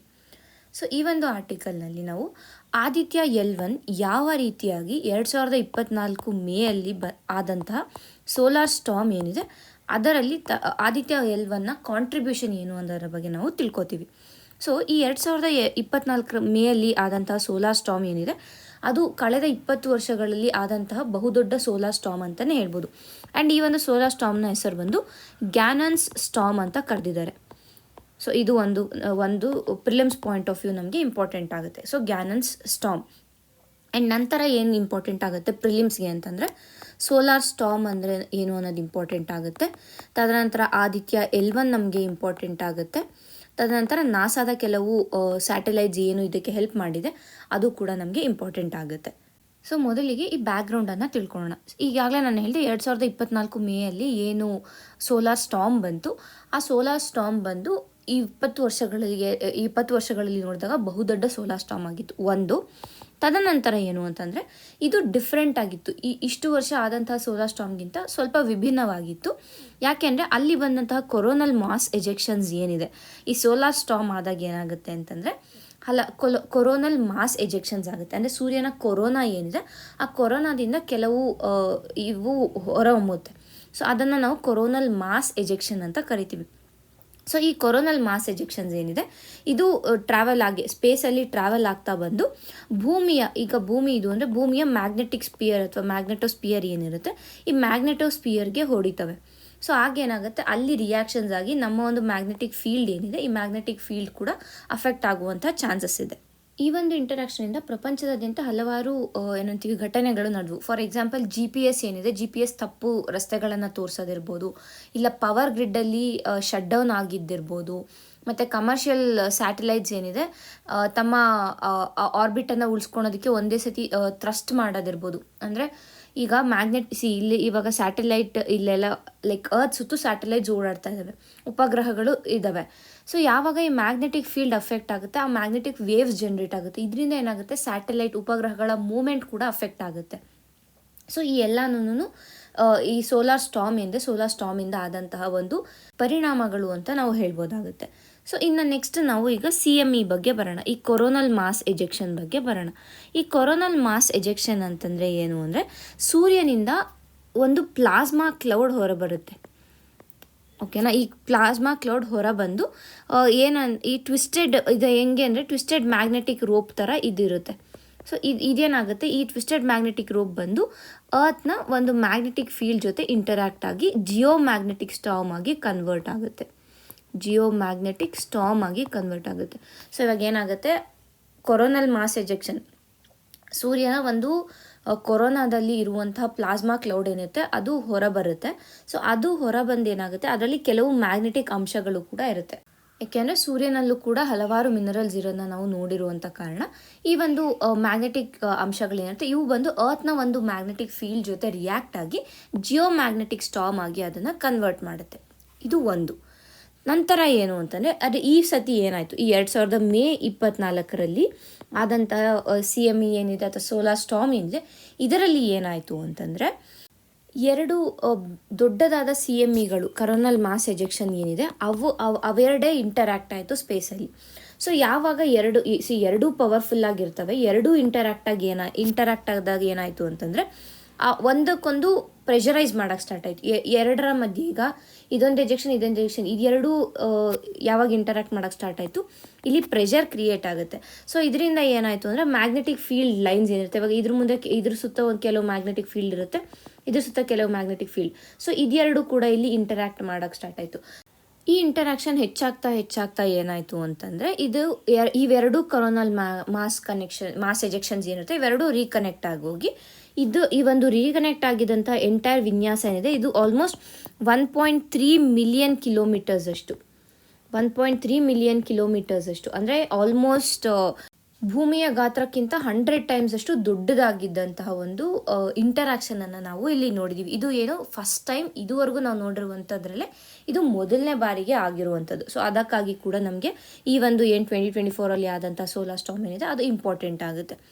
ಹಾಗಾದರೆ ಇದು ಎಲ್ಲದರಲ್ಲೂ ಆದಿತ್ಯ L1ನ ರೋಲ್ ಏನು ಅನ್ನೋದು ನಮಗೆ ಇಂಪಾರ್ಟೆಂಟ್ ಆಗುತ್ತೆ. ಓಕೆನಾ, ಆದಿತ್ಯ L1ನ ರೋಲ್ ಏನು ಅಂತ. ಆದಿತ್ಯ L1 ಏನಿದೆ ಇದು ಲೆಗ್ರಾಂಜೆ ಪಾಯಿಂಟ್ 1ನಲ್ಲಿ ಇರುವಂಥದ್ದು. ಅಂದರೆ ಇದು ಸೂರ್ಯ, ಇದು ಅರ್ತ್, ಅಂದರೆ ಇಲ್ಲೆಲ್ಲೋ ಬರುತ್ತೆ ಆದಿತ್ಯ L1. ಸೊ ಏನಾಗುತ್ತೆ ಅಂತಂದರೆ ಇಲ್ಲಿ ಏನಾಯಿತು, ಆದಿತ್ಯ L1ಇಲ್ಲಿ ಯಾವ ಡೇಟಾ ಸಂಗ್ರಹ ಆಯಿತು ಅಂದರೆ ಸೂರ್ಯನಿಂದ ಬಂದಂತಹ ಯಾವ ರೀತಿಯಾದ ಮ್ಯಾಗ್ನೆಟಿಕ್ ಫೀಲ್ಡ್ ಬಂತು ಅಥವಾ ಯಾವ ರೀತಿಯಾದ ಚಾರ್ಜ್ ಪಾರ್ಟಿಕಲ್ಸ್ ಹೊರ ಬಂತು, ಅಂದರೆ ಮತ್ತು ಎಷ್ಟು ಪೀರಿಯಡಲ್ಲಿ ಅದು ಬಂತು, ಅಂದರೆ ಟೈಮ್ ಪೀರಿಯಡ್ ಏನು, ಇದೆಲ್ಲದರ ಡೇಟಾನ ಆದಿತ್ಯ L1 ಸಂಗ್ರಹಿಸಿತು. ಸೊ ಈ ಒಂದು ಡೇಟಾ ನಾಸಾದ ಇತರೆ ಉಪಗ್ರಹಗಳ ಜೊತೆ ಡೇಟಾವನ್ನು ಹಂಚ್ಕೊಂಡಾಗ ನಮಗೆ ಈ ಒಂದು ಕೊರೋನಲ್ ಮಾಸ್ ಎಜೆಕ್ಷನ್ ಬಗ್ಗೆ ಸಂಪೂರ್ಣವಾದ ಒಂದು ಮಾಹಿತಿ ಸಿಕ್ತು ಅನ್ನೋದು ನಾವು ತಿಳ್ಕೊಬೇಕು. ಸೊ ಹಾಗಾಗಿ ಆದಿತ್ಯ L1 ಇಂಪಾರ್ಟೆಂಟ್ ಆಯಿತು. And with respect to prelims ನೋಡಿದಾಗ ಈಗಾಗಲೇ ಹೇಳಿರ್ತಾರೆ ಆದಿತ್ಯ L1 ಬಗ್ಗೆ ಕಂಪ್ಲೀಟ್ ಇನ್ಫಾರ್ಮೇಷನ್ ಇರಬೇಕು. ಇದು ಇಂಡಿಯಾಸ್ ಫಸ್ಟ್ ಸೋಲಾರ್ ಅಬ್ಸರ್ವೇಟರಿ ಒಂದು, ಮತ್ತು L1 ಲೆಗ್ರಾಂಜೆ 1 ಪಾಯಿಂಟಲ್ಲಿ ಇದನ್ನು ಪ್ಲೇಸ್ ಮಾಡಿರೋದು ಒಂದು, ಅಂದರೆ ಅಪ್ರಾಕ್ಸಿಮೇಟಾಗಿ 1.5 ಮಿಲಿಯನ್ ಕಿಲೋಮೀಟರ್ಸ್ ಫ್ರಮ್ ಅರ್ತ್ ಇರುವಂಥದ್ದು ಅದು ಒಂದು. ನಂತರ ಏನು ಗೊತ್ತಿರಬೇಕು, ಈ ಗ್ಯಾನನ್ ಸ್ಟಾರ್ಮ್ ಬಗ್ಗೆ ನಮಗೆ ತಿಳಿದಿರಬೇಕು. It is the strongest storm. 2003 ಆದಮೇಲೆ ಇದೇ ಮೊದಲ ಬಾರಿಗೆ ಇಷ್ಟು, ಅಂದರೆ ಆಲ್ಮೋಸ್ಟ್ 20 ಇಯರ್ಸ್ ಆದಮೇಲೆ ಇಷ್ಟು ದೊಡ್ಡ ಮಟ್ಟದಲ್ಲಿ ಆಗಿರುವಂತಹ ಸೋಲಾರ್ ಸ್ಟಾರ್ಮ್ ಅನ್ನೋದು ನಮಗೆ ಗೊತ್ತಿರಬೇಕು. ತದನಂತರ ಕೊರೋನಲ್ ಮಾಸ್ ಎಜೆಕ್ಷನ್ ಬಗ್ಗೆ ಬೇಸಿಕ್ ಐಡಿಯಾ ಇರಬೇಕು. ಸೊ ಇಷ್ಟು ಈ ಒಂದು ಆರ್ಟಿಕಲ್ನಲ್ಲಿ ಸಿಗ್ತಾರೆ ಇನ್ಫಾರ್ಮೇಷನ್. ಮುಂದಿನ ಆರ್ಟಿಕಲ್ ನೋಡೋಣ. KC general hospital gets CB-NAT machine. So ಇದು ಕೂಡ ಪ್ರಿಲಿಮ್ಸ್ ಪಾಯಿಂಟ್ ಆಫ್ ವ್ಯೂಲಿ ನಮಗೆ ಇಂಪಾರ್ಟೆಂಟ್ ಆಗುತ್ತೆ. ಏನೇನು ಇಂಪಾರ್ಟೆಂಟ್ ಆಗುತ್ತೆ ಅಂದರೆ ಒಂದು TB ಬಗ್ಗೆ ನಮಗೆ ಗೊತ್ತಿರಬೇಕು. ಏಕೆಂದರೆ ಭಾರತದಲ್ಲಿ 25% ಗ್ಲೋಬಲ್ ಬರ್ಡನ್ ಏನಿದೆ ಅದನ್ನು ನೋಡಿದ್ರೆ ಅದರಲ್ಲಿ 25% TB ಇನ್ಸಿಡೆನ್ಸ್ಗಳು ಏನಾಗ್ತವೆ ಅದು ಭಾರತದಲ್ಲಿ ಇರುವಂಥ ಕಾರಣ. ತದನಂತರ TBಗೆ ರಿಲೇಟ್ ಆಗಿರುವಂಥ ಸ್ಕೀಮ್ಗಳು ಯಾವುದು, ಅಂದರೆ ರಾಜ್ಯ ಸರ್ಕಾರ ಯಾವ ಸ್ಕೀಮ್ಸನ್ನು ನೀಡಿದೆ ಮತ್ತು ಕೇಂದ್ರ ಸರ್ಕಾರ ಯಾವ ಸ್ಕೀಮ್ಸ್ಗಳನ್ನು ನೀಡಿದೆ ಅನ್ನೋದನ್ನು ಗೊತ್ತಿರಬೇಕು. ನಂತರ ಏನು ಗೊತ್ತಿರಬೇಕು ಅಂತಂದರೆ ಈ CB-NAT ಮೆಷಿನ್ ಬಗ್ಗೆ ಗೊತ್ತಿರಬೇಕು. ಅಂದರೆ ಏನಕ್ಕೆ ಈ ಮೆಷಿನನ್ನು ಯೂಸ್ ಮಾಡ್ತಾರೆ ಮತ್ತು ಅದರ ಒಂದು ಮುಖ್ಯ ಫೀಚರ್ಸ್ ಏನು ಅನ್ನೋದು ನಮಗೆ ಇಂಪಾರ್ಟೆಂಟ್ ಆಗುತ್ತೆ. ಸೊ ಇಲ್ಲಿ ನಾವು CB-NAT ಬಗ್ಗೆ ನೋಡ್ತೀವಿ. TB ಬಗ್ಗೆ ಮತ್ತು ಅದರ ರಿಲೇಟ್ ಆಗಿರೋ ಸ್ಕೀಮ್ಸ್ ಬಗ್ಗೆ ನಾವು ಈ ಹಿಂದಿನ ವೀಡಿಯೋಗಳಲ್ಲಿ ನೋಡಿದ್ದೀವಿ. ಸೊ ನೀವು ಆ ವಿಡಿಯೋಗಳನ್ನು ಹೋಗಿ ನೋಡಿದ್ರೆ ನಿಮಗೆ ಕಂಪ್ಲೀಟ್ ಇನ್ಫಾರ್ಮೇಷನ್ ಅಲ್ಲಿ ಸಿಗುತ್ತೆ. ಇನ್ನು CB-NAT ಮೆಷಿನನ್ನು ನಾವು ನೋಡೋಕೆ ಹೋದರೆ ಈ ಒಂದು CB-NAT ಮೆಷಿನಲ್ಲಿ ಏನಾಗುತ್ತೆ ಅಂತಂದರೆ TB ಡಯಾಗ್ನೋಸಿಸ್ ಏನಿದೆ, ಈ ಕ್ಷಯರೋಗದ ಡಯಾಗ್ನೋಸಿಸ್ ಏನಿದೆ ಇದು ವೇಗವಾಗಿ ಆಗುತ್ತೆ. ಸೊ ಟೈಮ್ ಡಿಲೇಗಳನ್ನು ರೆಡ್ಯೂಸ್ ಮಾಡ್ಬೋದು. ಸೊ ಟೈಮ್ ಡಿಲೇ ಯಾವಾಗ ರೆಡ್ಯೂಸ್ ಆಗುತ್ತೆ, ನಾವು ಟ್ರೀಟ್ಮೆಂಟನ್ನು ಬೇಗ ಸ್ಟಾರ್ಟ್ ಮಾಡ್ಬೋದು. ಸೊ ಟ್ರೀಟ್ಮೆಂಟ್ ಬೇಗ ಸ್ಟಾರ್ಟ್ ಮಾಡಿದ್ರೆ ಅದನ್ನು ಕ್ಯೂರ್ ಮಾಡುವಂಥ ಒಂದು ಟೈಮ್ ಕೂಡ ಬೇಗ ಇನ್ಕ್ರೀಸ್ ಆಗುತ್ತೆ. ಸೊ ಬೇಗ ಕ್ಯೂರ್ ಮಾಡ್ಬೋದು ಆ್ಯಂಡ್ ಅದರ ಒಂದು TBನ ಸ್ಪ್ರೆಡ್ ಏನಿದೆ ಆ ಸ್ಪ್ರೆಡ್ಡನ್ನು ಕಡಿಮೆ ಮಾಡ್ಬೋದು ಅನ್ನೋ ಒಂದು ನಿಟ್ಟಿನಲ್ಲಿ CB-NAT ಮೆಷಿನ್ಗಳು ನಮಗೆ ಇಂಪಾರ್ಟೆಂಟ್ ಆಗುತ್ತೆ. ಸೊ ಏನು ಈ CB-NAT ಅಂತಂದರೆ cartridge based nucleic acid amplification test machine ಅನ್ನುವಂಥದ್ದು. ಸೊ ಈ CB-NAT ಏನಿದೆ ಇದು ಬೇಸಿಕಲಿ ಹೇಳಬೇಕಂತಂದರೆ TBಯ ಬ್ಯಾಕ್ಟೀರಿಯಾಗಳು ಏನಿರ್ತವಲ್ಲ ಈ ಬ್ಯಾಕ್ಟೀರಿಯಾದ DNA ಪರಿಶೀಲಿಸ್ತವೆ ಯೂಸಿಂಗ್ PCR ಮೆಷಿನ್. ಸೊ ಇದು ಎಂಟೈರ್ ಪ್ರಾಸೆಸ್. TB ಬ್ಯಾಕ್ಟೀರಿಯಾದ DNA ಪರಿಶೀಲನೆ ನಡೆಯುತ್ತೆ ಥ್ರೂ PCR ಪ್ರಾಸೆಸ್. ಅದು CB-NAT ಮೆಷಿನ್ ಮಾಡುವಂಥ ಒಂದು ಕೆಲಸ. ಮತ್ತೊಂದು ಏನಕ್ಕೆ ಇಂಪಾರ್ಟೆಂಟ್ ಆಗುತ್ತೆ CB-NAT ಅಂತಂದರೆ ಇದರ ಒಂದು ಎಫಿಷಿಯನ್ಸಿ ಹೆಚ್ಚಾಗಿದೆ. ಅಂದರೆ ಕೇವಲ 100ರಿಂದ 150 ಬ್ಯಾಸಿಲಿ ಇದ್ದರೂ ಕೂಡ ಅಷ್ಟು ಕಡಿಮೆ ಇದ್ದರೂ ಕೂಡ ಈ CB-NAT ಏನಂತೀವಿ ಐಡೆಂಟಿಫೈ ಮಾಡ್ಬೋದಾಗುತ್ತೆ. ಯೂಶಲಾಗಿ ಸಾಮಾನ್ಯವಾಗಿ ಮೈಕ್ರೋಸ್ಕೋಪಲ್ಲಿ ಪರೀಕ್ಷೆಯನ್ನು ಮಾಡಿದಾಗ ಸುಮಾರು 10,000ದಷ್ಟು ಬ್ಯಾಕ್ಟೀರಿಯಾಗಳು ಸಿಕ್ಕಿದ್ರೆ ಮಾತ್ರನೇ ಅದರಲ್ಲಿ ನಾವು ಐಡೆಂಟಿಫೈ ಮಾಡೋಕ್ಕಾಗುತ್ತೆ TBನ. ಬಟ್ ಇಲ್ಲಿ CB-NATಲ್ಲಿ 100ರಿಂದ 150 ಇದ್ರೂ ಕೂಡ ಐಡೆಂಟಿಫೈ ಮಾಡ್ಬೋದಾಗಿರೋದ್ರಿಂದ ಏನಾಗುತ್ತೆ ಅಂದರೆ ಬೇಗ ಪತ್ತೆ ಹಚ್ಬೋದು, ಶೀಘ್ರವಾಗಿ ಪತ್ತೆ ಹಚ್ಬೋದು. ಸೊ ಅದರಿಂದ ಕೂಡ ನಮಗೆ ಈ ಒಂದು CB-NAT ಮೆಷಿನ್ ಏನಿದೆ ಇದು ಇಂಪಾರ್ಟೆಂಟ್ ಆಗುತ್ತೆ. ಆ್ಯಂಡ್ ಆಲ್ಸೋ ಈ ಏನು ಡ್ರಗ್ ರೆಸಿಸ್ಟೆಂಟ್ TB ಅಂತ ಬರುತ್ತಲ್ವಾ, ಡ್ರಗ್ ರೆಸಿಸ್ಟೆಂಟ್ TBಗಳನ್ನು ಕೂಡ ಈ CB-NAT ಮೆಷಿನ್ ಪತ್ತೆ ಹಚ್ಬೋದು. ಸೊ ಅದರಿಂದ ಕೂಡ ಇದು ನಮಗೆ ಇಂಪಾರ್ಟೆಂಟ್ ಆಗುತ್ತೆ. ಸೊ ಇದು ಈ ಒಂದು ಆರ್ಟಿಕಲ್ನಲ್ಲಿ ಸಿಗ್ತಾರೋ ಇನ್ಫಾರ್ಮೇಷನ್. ಬೇಸಿಕಲಿ ನಾವೇನು ನೋಡಿದ್ವಿ, ಟಿ ಬಿ ಮತ್ತು ಟಿ ವಿ ಬಗ್ಗೆ ನಮಗೆ ತಿಳ್ಕೊಬೇಕು, ಕಂಪ್ಲೀಟ್ ಇನ್ಫಾರ್ಮೇಷನ್ ಇರಬೇಕು. Because both prelims and mains ಎರಡಕ್ಕೂ ನಮಗೆ ಇದು ಇಂಪಾರ್ಟೆಂಟ್ ಆಗುತ್ತೆ. ನಂತರ CB-NAT ಮಿಷಿನ್ಗಳು ಏನು, ಅದರ ಒಂದು ಎಫಿಷಿಯನ್ಸಿ ಇರ್ಬೋದು, ಅದು ಯಾವ ರೀತಿಯಾಗಿ ವರ್ಕ್ ಮಾಡುತ್ತೆ ಅನ್ನೋದಿರ್ಬೋದು, ಮತ್ತು ಅದು ಈವನ್ ಡ್ರಗ್ ರೆಸಿಸ್ಟೆಂಟ್ ಟಿ ಬಿಯನ್ನು ಕೂಡ ಅದು ಐಡೆಂಟಿಫೈ ಮಾಡ್ಬೋದು ಅನ್ನೋದು ನಮಗೆ ಇಂಪಾರ್ಟೆಂಟ್ ಆಗುತ್ತೆ. ಈಗ ಮುಂದಿನ ಆರ್ಟಿಕಲ್ ನೋಡೋಣ. ಮುಂದಿನ ಆರ್ಟಿಕಲ್ ಏನು ಹೇಳ್ತಾ ಇದೆ ಅಂದರೆ, Karnataka readies legislation to provide menstrual leave. ನಾವು ಇದರ ಕುರಿತಾಗಿ ಕೂಡ ಈ ಹಿಂದಿನ ವಿಡಿಯೋಗಳಲ್ಲಿ ನೋಡಿದ್ದೀವಿ. ಕರ್ನಾಟಕ ಏನಿದೆ ಭಾರತದಲ್ಲೇ ಮೊದಲ ರಾಜ್ಯ ಆಗಿದೆ ಈ ಏನು ಮುಟ್ಟಿನ ರಜೆಯನ್ನು ನೀಡೋದಕ್ಕೆ. ಸೊ ಅದಕ್ಕಾಗಿ ಒಂದು ಲೆಜಿಸ್ಲೇಷನ್, ಒಂದು ಕಾಯ್ದೆಯನ್ನು ಇಲ್ಲಿ ರೂಪಿಸಿದ್ದಾರೆ. ಮೆನ್ಸ್ಟ್ರುವಲ್ ಲೀವ್ ಪಾಲಿಸಿ ಅನ್ನುವಂಥ ಒಂದು ಕಾಯ್ದೆಯನ್ನು ಇಲ್ಲಿ ರೂಪಿಸಿದ್ದಾರೆ. ಸೊ ಅದರ ಪ್ರಕಾರ ಏನು ಅಂದರೆ, 18 ವರ್ಷದಿಂದ 52 ವರ್ಷದೊಳಗಡೆ ಇರುವಂಥ ಮಹಿಳೆಯರಿಗೆ ಈ ಮುಟ್ಟಿನ ರಜೆಯನ್ನು ಕೊಡ್ತಾರೆ. ಎಷ್ಟು ಕೊಡ್ತಾರೆ? ವರ್ಷಕ್ಕೆ 12 ರಜೆಗಳನ್ನು ಕೊಡ್ತಾರೆ. ಅಂದರೆ ತಿಂಗಳಿಗೆ 1 ರಜೆ ಅನ್ನೋದರ ಒಂದು ಬೇಸಿಸ್ ಮೇಲೆ ವರ್ಷಕ್ಕೆ 12 ರಜೆಗಳನ್ನು ಕೊಡ್ತಾರೆ. ಸೊ ಇದರಿಂದ ಏನಾಗುತ್ತೆ, ಅದು ಏನು, ಈ ರಜೆಗಳು it will be paid leave. ಅಂದರೆ ಆ ದಿನ ರಜೆ ಹಾಕಿದ್ರೂ ಕೂಡ ಅವ್ರಿಗೆ ಸಂಬಳವನ್ನು ನೀಡುವಂಥದ್ದು. ನಂತರ ಏನು ಇಂಪಾರ್ಟೆಂಟ್ ಆಗುತ್ತೆ ಅಂದರೆ, ಯಾಕೆ ಈ ಒಂದು ಸ್ಟೆಪ್ಪನ್ನು ಕರ್ನಾಟಕ ಗೌರ್ಮೆಂಟ್ ತಗೊಂಡಿದೆ ಅಂತ ನೋಡಿದ್ರೆ, ಒಂದು ಕಡೆ ವಿಮೆನ್ ಈಕ್ವಾಲಿಟಿಯನ್ನು ಎನ್ಶೋರ್ ಮಾಡ್ತಾ ಇದೆ. ಇದರ ಜೊತೆಗೆ ವಿಮೆನ್ ಪ್ರೊಡಕ್ಟಿವಿಟಿಯನ್ನು ಕೂಡ ಇನ್ಕ್ರೀಸ್ ಮಾಡ್ಬೋದು. ಏಕೆ ಅಂತಂದರೆ, ಮುಟ್ಟಿನ ಸಮಯದಲ್ಲಿ ಅವರ ಒಂದು ಪ್ರೊಡಕ್ಟಿವಿಟಿ ಕಡಿಮೆ ಇರುವಂತಹ ಕಾರಣ ಅವರಿಗೆ ರಜವನ್ನು ಕೊಟ್ಟಾಗ ಅವರು ಅಲ್ಲಿ ರೆಸ್ಟ್ ಕೂಡ ಮಾಡಿರ್ತಾರೆ. ಆ್ಯಂಡ್ ನೆಕ್ಸ್ಟ್ ಡೇ ಅವ್ರು ಬಂದಾಗ ಅವರ ಒಂದು ಎನರ್ಜಿ ಅಥವಾ ಅವರ ಒಂದು ಪ್ರೊಡಕ್ಟಿವಿಟಿ ಇರುತ್ತೆ, ಆ ಪ್ರೊಡಕ್ಟಿವಿಟಿ ಕೂಡ ಇನ್ಕ್ರೀಸ್ ಆಗಿರುತ್ತೆ ಅನ್ನೋದನ್ನು ನಾವು ತಿಳ್ಕೊಬೋದು. ತದನಂತರ ವಿಮೆನ್ ಡಿಗ್ನಿಟಿ ಮತ್ತು ವಿಮೆನ್ ಹೆಲ್ತ್ ಏನಿದೆ ಇವುಗಳ ಮೇಲೆ ಕಾನ್ಸಂಟ್ರೇಟ್ ಮಾಡೋದಕ್ಕೆ ಕರ್ನಾಟಕ ಸರ್ಕಾರ ಈ ಒಂದು ಸ್ಟೆಪ್ಪನ್ನು ತಗೊಂಡಿದೆ ಅಂತ ನಾವು ಹೇಳ್ಬೋದು. ಮತ್ತೊಂದು ಇಂಪಾರ್ಟೆಂಟ್ ಪಾಯಿಂಟ್ ಏನು ಅಂದರೆ, ಇದನ್ನು ಕ್ಯಾರಿ ಓವರ್ ಮಾಡೋದಕ್ಕೆ ಆಗೋದಿಲ್ಲ, ಕ್ಯಾರಿ ಓವರ್ ಆಪ್ಷನ್ ಇಲ್ಲ. ಅಂದರೆ ಇವಾಗ ಈ ತಿಂಗಳು ನೀವು ಆ ಮುಟ್ಟಿನ ರಜೆ ಹಾಕಿಲ್ಲ ಅಂತಂದರೆ ನಾನು ಮುಂದಿನ ತಿಂಗಳು ಹಾಕ್ತೀನಿ ಅನ್ನೋ ಆಗಲ್ಲ. ಈ ತಿಂಗಳ ರಜೆ ಈ ತಿಂಗಳೇ ನೀವು ಯೂಸ್ ಮಾಡಬೇಕು. ಸೊ ಅದೊಂದು ಇಲ್ಲಿ ಇಂಪಾರ್ಟೆಂಟ್ ಆಗುತ್ತೆ. ಮತ್ತು ಯಾರು ಕವರ್ ಆಗ್ತಾರೆ ಇದರಲ್ಲಿ ಅಂತಂದರೆ, ಫ್ಯಾಕ್ಟ್ರೀಸ್ ಆ್ಯಕ್ಟಲ್ಲಿ ಇರುವಂತಹ ಎಸ್ಟಾಬ್ಲಿಷ್ಮೆಂಟ್ಸ್ ಏನಿದೆ ಅವರು Karnataka soaps and commercial establishments act ಅಡಿಯಲ್ಲಿ ಎಸ್ಟಾಬ್ಲಿಷ್ ಆಗಿರುವಂಥ ಆರ್ಗನೈಸೇಷನ್ಸು. ತದನಂತರ ಪ್ಲಾಂಟೇಷನ್ ವರ್ಕರ್ಸ್ ಆ್ಯಕ್ಟ್ ಇರ್ಬೋದು, ಇಲ್ಲ BD and cigar workers act, ಮತ್ತು ಮೋಟರ್ ಟ್ರಾನ್ಸ್ಪೋರ್ಟ್ ವರ್ಕರ್ಸ್ ಆ್ಯಕ್ಟ್ ಏನಿದೆ ಇಷ್ಟು ಆ್ಯಕ್ಟ್ಗಳಲ್ಲಿ ಏನು ಎಸ್ಟಾಬ್ಲಿಷ್ ಆಗಿದೆ ಆರ್ಗನೈಸೇಷನ್ಸ್, ಆ ಆರ್ಗನೈಸೇಷನ್ಸಲ್ಲಿ ವರ್ಕ್ ಮಾಡ್ತಾ ಇರುವಂಥ ಮಹಿಳೆಯರಿಗೆ ಈ ಒಂದು ಬೆನಿಫಿಟ್ ಲಭ್ಯವಿದೆ ಅನ್ನೋದನ್ನು ಸರ್ಕಾರ ಹೇಳಿದೆ. ಸೊ ಇಷ್ಟು ಈ 2 ಆರ್ಟಿಕಲ್ಸ್ಗಳಲ್ಲಿ ಸಿಗ್ತಾರೋ information.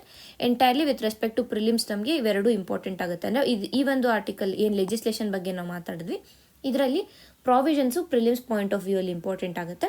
Mains point of view ಬಂದಾಗ ಅಥವಾ SCಯಲ್ಲಿ ನಾವು ಹೇಗೆ ಯೂಸ್ ಮಾಡ್ಕೋಬೋದು ಅಂದರೆ, ವಿಮೆನ್ ಪ್ರೊಡಕ್ಟಿವಿಟಿ, ವಿಮೆನ್ ಎಂಪವರ್ಮೆಂಟ್ ಬಗ್ಗೆ ಬಂದಾಗ ನಾವು ಅದನ್ನ ಇಲ್ಲಿ ಯೂಸ್ ಮಾಡ್ಕೋಬೋದಾಗುತ್ತೆ. ಈಗ ಮುಂದಿನ ಆರ್ಟಿಕಲ್ ನೋಡೋಣ. Wanton negligence regulatory failure was a contributory factor in Goa blaze. ನಮಗೆಲ್ಲ ತಿಳಿದಿರೋ ಹಾಗೆಯೇ 2 ದಿನಗಳ ಹಿಂದೆ ಗೋವಾದ ಒಂದು ಕ್ಲಬ್ಬಲ್ಲಿ ಫೈರ್ ಆಕ್ಸಿಡೆಂಟ್ ಆಯಿತು. ಸೊ ಈ ಒಂದು ಅನಾಹುತ, ಇದನ್ನು ಆಕ್ಸಿಡೆಂಟ್ ಅಂತ ಕರಿಬೋದಾ ಅಥವಾ ಇದರಲ್ಲಿ ಗವರ್ನೆನ್ಸ್ ಫೇಲ್ಯೂರ್ ಇದೆಯಾ ಅನ್ನೋದನ್ನು ಈ ಒಂದು ಆರ್ಟಿಕಲ್ನಲ್ಲಿ ನಾವು ಅನಲೈಸ್ ಮಾಡ್ತಾ ಇದ್ದೀವಿ. ಸೊ ಈಗಾಗಲೇ ಹೇಳಿರೋ ಥರ ಈ ಒಂದು ಗೋವಾದಲ್ಲಿ ಆದಂಥ ಅಗ್ನಿ ಅವಘಡ ಏನಿದೆ, ಸುಮಾರು 25 ಜನರು ತಮ್ಮ ಒಂದು ಜೀವವನ್ನು ಕಳೆದುಕೊಂಡ್ರು ಅಲ್ಲಿ. ಸೊ ಇದನ್ನು ಇನ್ವೆಸ್ಟಿಗೇಟ್ ಮಾಡಿದಾಗ directorate of fire emergency services ಏನು ಹೇಳಿದ್ರು ಅಂತಂದರೆ, ಇಲ್ಲಿ ಕ್ಲಬ್ಗೆ fire department no objection certificate ಏನು ಕೊಡುತ್ತೆ, ಸೊ ನೋ ಅಬ್ಜೆಕ್ಷನ್ ಸರ್ಟಿಫಿಕೇಟ್ ಏನು ನೀಡಬೇಕು ಫೈರ್ ಡಿಪಾರ್ಟ್ಮೆಂಟ್, ಆ ನೋ ಅಬ್ಜೆಕ್ಷನ್ ಸರ್ಟಿಫಿಕೇಟ್ ಆ ಒಂದು ಕ್ಲಬ್ಬಲ್ಲಿಗೆ ಇರಲಿಲ್ಲ ಅನ್ನೋದು ಮೊದಲನೇದಾಗಿ ಕಂಡು ಬಂದಿರೋದು. ಸೊ ಅಂದರೆ ಏನು, ಈ without no objection certificate fire safety ಇಲ್ಲ. ನೋ ಅಬ್ಜೆಕ್ಷನ್ ಸರ್ಟಿಫಿಕೇಟ್ ಯಾವಾಗ ಕೊಡ್ತಾರೆ, ಒಂದು ಬಿಲ್ಡಿಂಗಲ್ಲಿ ಎಲ್ಲ ರೀತಿಯಾದ ಫೈರ್ ಸೇಫ್ಟಿ ಎಕ್ವಿಪ್ಮೆಂಟ್ಸ್ ಇದೆ, ಫೈರ್ ಸೇಫ್ಟಿ ಅಲ್ಲಿ ಎನ್ಶೋರ್ ಆಗಿದೆ ಅಂದಾಗ ನೋ ಅಬ್ಜೆಕ್ಷನ್ ಸರ್ಟಿಫಿಕೇಟ್ ಕೊಡ್ತಾರೆ. ಬಟ್ ಈ ಗೋವಾದ ಕ್ಲಬ್ ಹೌಸ್ ಏನಿತ್ತು, ಆ ಕ್ಲಬ್ ಹೌಸ್ಗೆ ಈ ನೋ ಅಬ್ಜೆಕ್ಷನ್ ಸರ್ಟಿಫಿಕೇಟ್ ನೀಡಿರಲಿಲ್ಲ. ಸೊ ಸ್ಟಿಲ್ ವರ್ಕ್ ಮಾಡ್ತಾಯಿದ್ರು ಅವರು ಅಂತಂದರೆ ಅಲ್ಲಿ ಫೈರ್ ಸೇಫ್ಟಿ ಆಬ್ವಿಯಸ್ ಆಗಿ ಇರಲಿಲ್ಲ ಅನ್ನುವಂಥದ್ದು ನಾವು ತಿಳ್ಕೊಬೇಕು. ಇದು ಮೊದಲನೇ ಅಂಶ. ಎರಡನೇದು ಏನು ಅಂತಂದರೆ, ಈ ಒಂದು ಬಿಲ್ಡಿಂಗ್ ಏನಿತ್ತು, ಬಿಲ್ಡಿಂಗ್ನ ಒಂದು ಲೇಔಟ್ ಏನಿರುತ್ತೆ, ಆ ಲೇಔಟಲ್ಲೇ ಪ್ರಾಬ್ಲಮ್ ಇತ್ತು. ಅಂದರೆ ಸರಿಯಾದ ಎಂಟ್ರಿ ಎಕ್ಸಿಟ್ ಪಾಯಿಂಟ್ಸ್ಗಳು ಇರಲಿಲ್ಲ. ಅಂದರೆ ಈಗ ಏನಾಗುತ್ತೆ ಅಂತಂದರೆ, ಫೈರ್ ಎಕ್ಸಿಟ್ಸ್ಗಳು ಇರ್ತವೆ. ಯಾವುದೇ ಒಂದು ಬಿಲ್ಡಿಂಗ್ ನೋಡಿದಾಗ ನಾವು ಫೈರ್ ಎಕ್ಸಿಟನ್ನು ನೋಡ್ತೀವಿ. ಸೊ ಆ ಎಕ್ಸಿಟ್ಗಳು ಇರಲಿಲ್ಲ ಒಂದು. ತದನಂತರ ಏನು ಅಂತಂದರೆ, ಬೇಸ್ಮೆಂಟ್ ಭಾಗಕ್ಕೆ ಸರಿಯಾಗಿ ವೆಂಟಿಲೇಷನ್ ಇಲ್ಲದೆ ಇರುವಂಥದ್ದು. ವೆಂಟಿಲೇಷನ್ ಇಲ್ಲದೆ ಇರುವಂಥದ್ದು. ತದನಂತರ ಸ್ಮೋಕ್ ಡಿಟೆಕ್ಟರ್ಸ್ ಇರಲಿ, ಇಲ್ಲಾಂದರೆ ಆ ಒಂದು ಏನು ಆಟೋಮ್ಯಾಟಿಕ್ ಸ್ಪ್ರಿಂಕ್ಲರ್ಸ್ ಇರಲಿ, ಇಲ್ಲ ಫೈರ್ ಅಲಾರಾಮ್ ಸಿಸ್ಟಮ್ ಇರಲಿ, ಯಾವುದು ಸರಿಗೆ ವರ್ಕ್ ಮಾಡ್ತಾ ಇಲ್ಲ. ಸೊ ಓವರಾಲ್ ಆಗಿ ನಾವು ನೋಡಿದಾಗ ಇಲ್ಲಿ ಏನು ಫೈರ್ ಸೇಫ್ಟಿ ಎನ್ಶೋರ್ ಆಗಿರಲಿಲ್ಲ. ಪ್ರಾಪರ್ ಎಕ್ಸಿಟ್ಸ್ ಇರಲಿಲ್ಲ, ಪ್ರಾಪರ್ ವೆಂಟಿಲೇಷನ್ ಇಲ್ಲ, ಸ್ಮೋಕ್ ಡಿಟೆಕ್ಟರ್ಸ್ ಇಲ್ಲ, ಅಲಾರಾಮ್ಸ್ ಇಲ್ಲ, ಆಟೋಮೆಟಿಕ್ ಸ್ಪ್ರಿಂಕ್ಲರ್ಸ್ ಇಲ್ಲ. ಎಲ್ಲ ಕೇವಲ ಡೆಕೋರೇಟಿವ್ ಐಟಮ್ಸ್ ಮಾತ್ರ ಇದೆ. ಬೇಸಿಕ್ ಬೇಕಾಗಿರುವಂಥ ಸೇಫ್ಟಿ ಮೆಷರ್ಸ್ ಏನಿತ್ತು ಅದ್ಯಾವುದು ತಗೊಂಡಿರಲಿಲ್ಲ. ಸೊ ಇಲ್ಲಿ ಇದನ್ನು ಅವರು ವ್ಯಾಂಟನ್ ನೆಗ್ಲಿಜೆನ್ಸ್ ಅಂತ ಕರೀತಾರೆ. ಏನು ವ್ಯಾಂಟನ್ ನೆಗ್ಲಿಜೆನ್ಸ್ ಅಂದರೆ ಬೇಕಂತಲೇ ಇಚ್ಛಾಪೂರ್ವಕವಾಗಿ ಇದನ್ನು ಅವರು ನಿರ್ಲಕ್ಷ್ಯ ಮಾಡಿದ್ದಾರೆ ಅನ್ನೋದನ್ನ ಇಲ್ಲಿ ಹೇಳ್ತಾ ಇದ್ದಾರೆ. ಯಾಕೆ ಅಂದರೆ ಇದೆಲ್ಲ ಗೊತ್ತಿದೆ, ಇಷ್ಟು ನಮ್ಮ ಒಂದು ಬಿಲ್ಡಿಂಗಲ್ಲಿ ಇಲ್ಲ ಅಂತ ನನಗೆ ಗೊತ್ತಿದ್ರು ನಾನು ಅದನ್ನ ಎನ್ಫೋರ್ಸ್ ಮಾಡಿಲ್ಲ. ಆ್ಯಂಡ್ ಆಲ್ಸೋ ಬಿಲ್ಡಿಂಗ್ ಓನರ್ ಆಗಿ ನಾನು ಅದನ್ನ ಎನ್ಫೋರ್ಸ್ ಮಾಡಿಲ್ಲ. ಅಟ್ ದ ಸೇಮ್ ಟೈಮ್ ಈ ಏನು ಲೋಕಲ್ ಗವರ್ಮೆಂಟ್ ಬಾಡೀಸ್ ಏನಿರುತ್ತೆ ಅವರು ಯಾರು ಕೂಡ ಇಲ್ಲಿ ಏನಂತೀವಿ ಆ ಒಂದು ಡೆಮಾಲಿಷ್ ಮಾಡಬೇಕು ಅನ್ನುವಂಥ ಒಂದು ನೋಟಿಸ್ ಇದ್ದರೂ ಕೂಡ ಅದನ್ನ ಅಲ್ಲಿ ಎನ್ಫೋರ್ಸ್ ಮಾಡಿರಲಿಲ್ಲ. ಸೊ ಇದೆಲ್ಲ ನಾವು ನೋಡಿದಾಗ ಏನಾಗುತ್ತೆ, ಇಟ್ ಈಸ್ ಲೈಕ್ ವ್ಯಾಂಟನ್ ನೆಗ್ಲಿಜೆನ್ಸ್ ಅಂತಾನೆ ಇಲ್ಲಿ ಕನ್ಸಿಡರ್ ಮಾಡಬೇಕು ಅಂತ ಇಲ್ಲಿ ಹೇಳ್ತಾ ಇದ್ದಾರೆ. ಏಕೆಂದರೆ ಎಲ್ಲ ಪ್ರಾಬ್ಲಮ್ಸ್ ಇದೆ ಅಂತ ಗೊತ್ತು, ಡೆಮಾಲಿಷನ್ ನೋಟಿಸ್ ಕೂಡ ಇರೋದು ಗೊತ್ತು, ಬಟ್ ಸ್ಟಿಲ್ ಅದನ್ನ ಇಂಪ್ಲಿಮೆಂಟ್ ಮಾಡಿಲ್ಲ ಅಂದಾಗ ಇಚ್ಛಾಪೂರ್ವಕವಾಗಿ ಇದನ್ನ ನಿರ್ಲಕ್ಷ್ಯ ಮಾಡಿದ್ದಾರೆ ಅನ್ನೋದನ್ನು ನಾವು ಇಲ್ಲಿ ತಿಳ್ಕೊಬೇಕು. ಆ್ಯಂಡ್ ಇದನ್ನ ನೋಡಿದ್ರೆ it is not an stand alone incident ಅಂತ ಹೇಳೋಕ್ಕಾಗಲ್ಲ. ಭಾರತದಲ್ಲಿ ಈಗಾಗಲೇ ನಾವು ನೋಡಿದ್ರು ಕೂಡ ಹಲವಾರು ಬಾರಿ ಈ ರೀತಿಯಾದ ಫೈರ್ ಆಕ್ಸಿಡೆಂಟ್ಸ್ಗಳು ನಡೆದಿದೆ. ಅಂದರೆ ವಿಳುಪುರಂ ತಮಿಳ್ನಾಡಲ್ಲಿ ಆದಂತಹ ಒಂದು ಇಂಡಸ್ಟ್ರಿಯಲ್ ಫ್ಯಾಕ್ಟ್ರಿ ಬ್ಲಾಸ್ಟ್ ಇರ್ಬೋದು, ಇಲ್ಲ ಮುಂಬೈಯಲ್ಲಿ ಮತ್ತು ಕೋಲ್ಕತ್ತಾದಲ್ಲಿ ಆದಂತಹ ಹಾಸ್ಪಿಟಲ್ ಫೈರ್ಸ್ ಇರ್ಬೋದು, ಇಲ್ಲ ಕೋಚಿಂಗ್ ಸೆಂಟರ್ ಸೂರತ್ ಕೋಚಿಂಗ್ ಸೆಂಟರಲ್ಲಿ ಆದಂತಹ ಒಂದು ಫೈರ್ ಇನ್ಸಿಡೆಂಟ್ ಇರ್ಬೋದು. ಈ ರೀತಿಯಾಗಿ ಅನೇಕ ಕಡೆ ಫೈರ್ ಇನ್ಸಿಡೆಂಟ್ಸ್ ಆಗ್ತಾ ಇದೆ, ಫೈರ್ ಆಕ್ಸಿಡೆಂಟ್ಸ್ ನಡೀತಾನೆ ಇದೆ ಭಾರತದಲ್ಲಿ. ಆ್ಯಂಡ್ ಈ ರೀತಿಯಾದ ಇನ್ಸಿಡೆಂಟ್ಸ್ ಆಗ್ತಾ ಇದೆ. ಅಂದರೆ ಇದೆಲ್ಲದರಲ್ಲೂ ಕಾಮನ್ ಪ್ಯಾಟರ್ನನ್ನು ನಾವು ಅಬ್ಸರ್ವ್ ಮಾಡಿದ್ರೆ ಏನು ಕಾಮನ್ ಪ್ಯಾಟರ್ನ್ ಅಂದರೆ NOC ಇಲ್ಲದೆ ಇರುವಂಥದ್ದು, ಆ ಬಿಲ್ಡಿಂಗ್ಗಳಿಗೆ NOC ಇಲ್ಲದೆ ಇದ್ದರೂ ಅದನ್ನ ವರ್ಕ್ ಮಾಡ್ತಾ ಇರುವಂಥದ್ದು ಮೊದಲನೇದು.